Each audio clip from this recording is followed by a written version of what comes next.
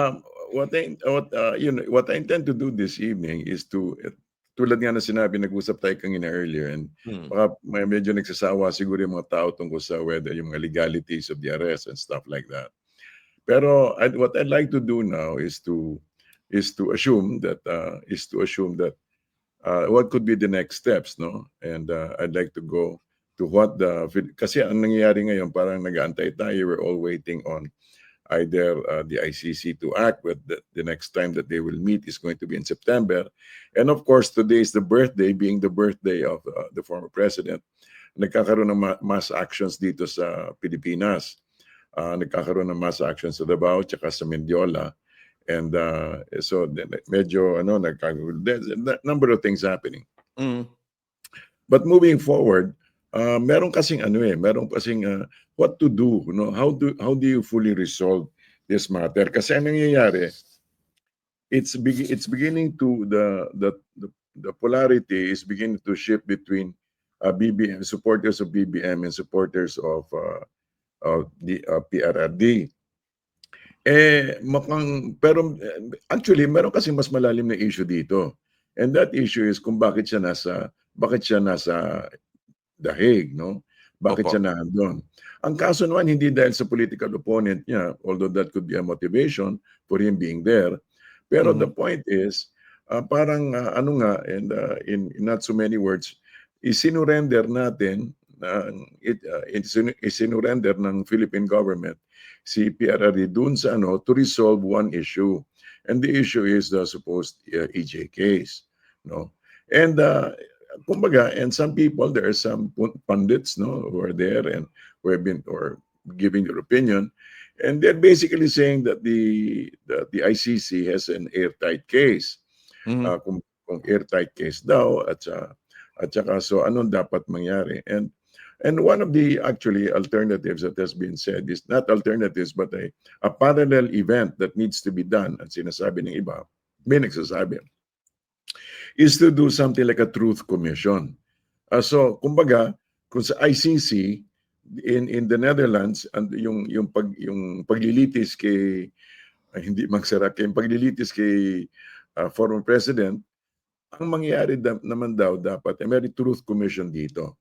But the truth commission basically is what? It's basically to look into the wrongs that have been done to the supposed victims of the drug war.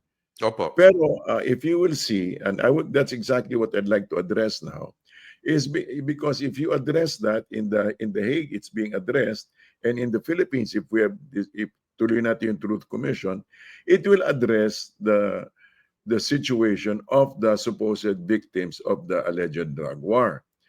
However, it does not resolve certain things. It does not resolve, for example, the fact that there are, kumbaga, we don't only have casualties of the drug war, but we also have victims of the drug crimes. Kasi meron Correct. talaga.